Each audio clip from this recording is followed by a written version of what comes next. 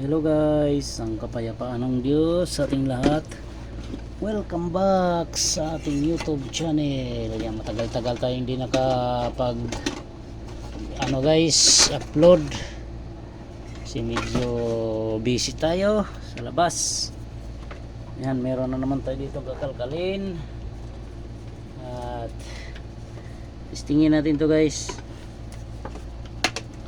Yan.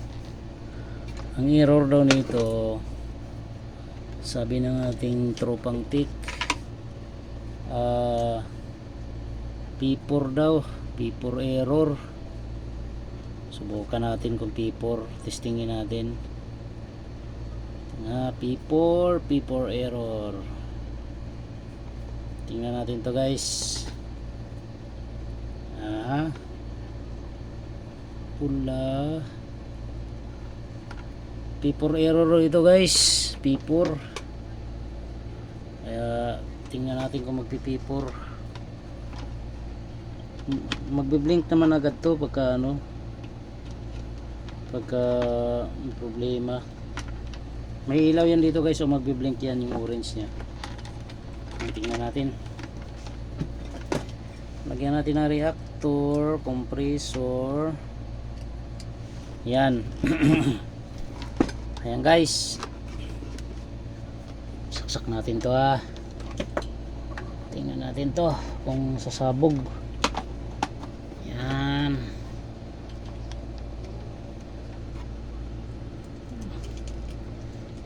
yun, yan. Ayan, meron na siyang yung orange na yan guys, na yellow, ilaw. Ano yan, dapat standby yan pag umandar ating compressor. Kung may narinig akong sumisipol.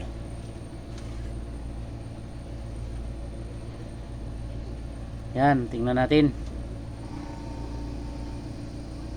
Umandar ang ating pan motor. Okay,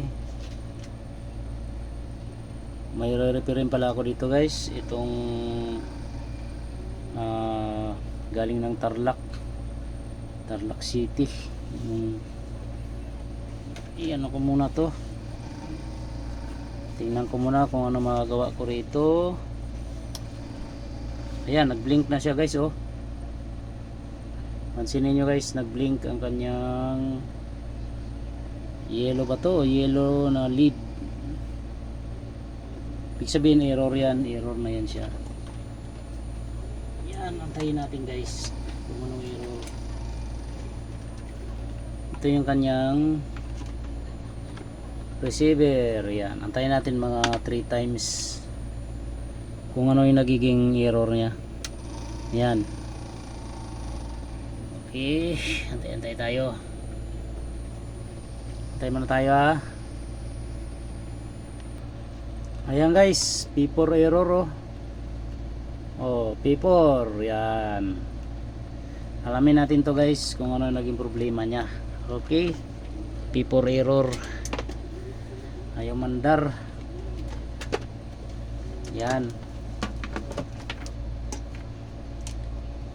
okay.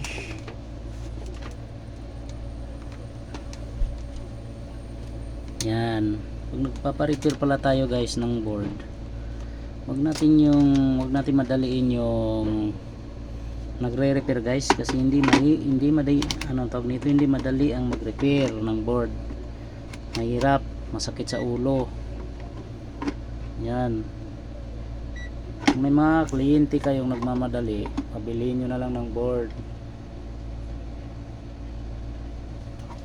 Yan, okay. Ang P4 guys, ang ang pinanggalingan niyan, maring IPM o mga resistor dito. Tandaan natin lagi guys pag sa mga board na ganito. Tapos yung mga resistor dito, yan, i-check nyo lahat yan guys. Yan pakita natin natin yan. Ito, nagpipipor yan pag sira yung mga resistor na to. Tapos dito ang resistor dito guys, yan. Pati yung mga yan, resistor yan. Yan, i-check nyo yan guys. Tapos dito, yan. Itong mga resistor na to guys, ito, dikit-dikit na yan. Ang value niyan pare-pareho. Pag may isa nagbago dyan, ibig sabihin sira na yan. Ganon din ito, dito sa gilid. Pareho mga value niyan ha, pag tinister. Ito lang ang naiba. Yan. Tapos IPM, yan, okay. Ang na-check ko to guys, may nakita akong isang problema dito. Basta dito banda yan, i-check ko ha. Tingnan nyo guys, ang value nya. Yan. I-ano natin, ilapit natin para yan, para makita nyo guys. Yan. Tika lang ha, medyo masilaw talaga. Yan, okay. Tingnan nyo to maigi guys. Ito tingnan nyo itong tester 100 ohms ito lahat. Ito ay namatay. Ang bilang nito lahat, ito umpisa dito sa dulo, yan 100 ohms. Yung pangalawa 100. Tapos yung pangatlo 100. Ito pang-apat 100. Pare-pareho ang reading nito guys ha. Dapat pare-pareho. Ayan, ito guys oh. Nakita nyo 592 key. Open na yan guys. Tapos isa 100. 2. Hindi mo naman mapaperfect yan na 100. Itong pangalawa guys sa huli. Pangalawa sa huli, sira na siya. Yan, palitan ko muna yan ha. Taas ko muna to. Kasi medyo di ako makahinang. Pangalawa sa huli. Palitan ko muna to guys. Di ko na ikakat yan.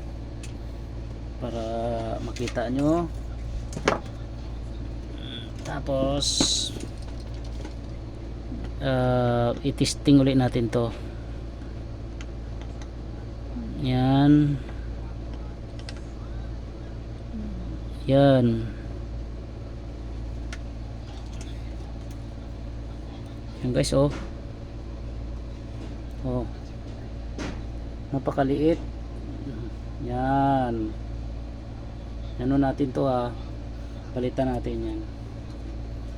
Meron naman tayo makakahuyan yan guys. Nandito. Mangahoy tayo guys. Kahoy muna ako ha. Sino ba to? Huwag munang tumawag. Nagla-live ako. Nagla-live ako guys. Huwag ka munang tumawag. Mamaya na yan. Ito. Ngahoy tayo dito. Couple din ito guys. Kahit hindi naman couple, basta pareho siya ng ano, pareho ng value. Yan, tingnan natin to ha. Ay, nabunot pala. Nabunot pala yung ating tester. Ito.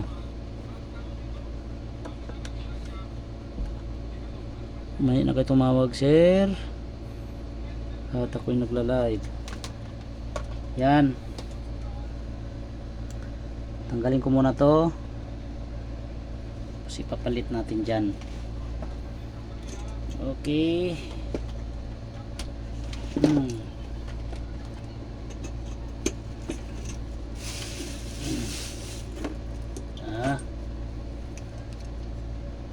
Itong isa.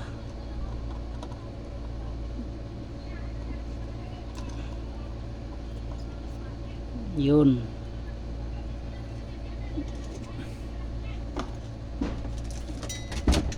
Palit natin guys. Palit natin dito sa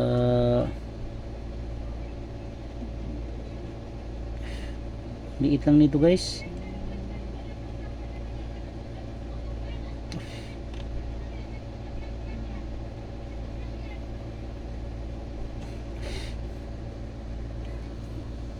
Yun oh, kailangan natin maigi. Sobrang liit, parang malaki lang konti sa kuto. Yan, okay. Yan, nainang na natin oh.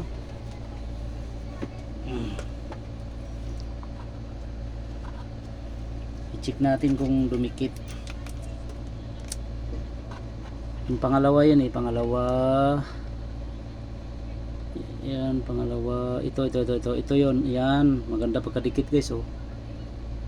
Yan, pare-pareho ang reading niya guys. Yan, pare-pareho yan, 100 ohms. Yan. Oh, testirin na natin to. Yan, tingnan natin kung magre-reading na siya ng 100. Ayan,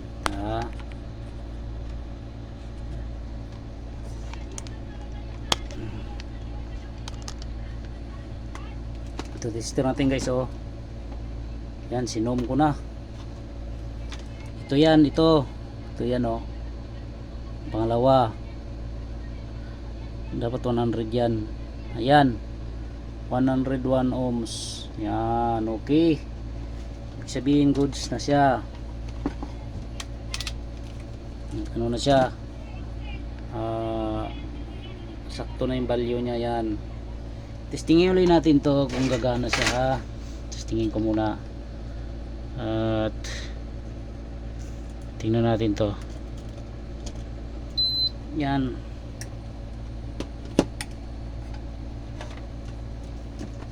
ito yung receiver. Yan, natin kung gagana yung ating compressor. Mag-standby yung ilaw na yan guys, yung yellow na ilaw na yan, yan nagbe-blink. Mag-standby yan pag umandar ang ating compressor. Yan, antayin na lang natin ha. Yan, okay. P4 guys, yun ang i-check nyo, tsagain nyo na lang. Minsan umabot dito yan guys, ang P4 ha. I-check nyo maigi yan, yung mga resistor dito oh.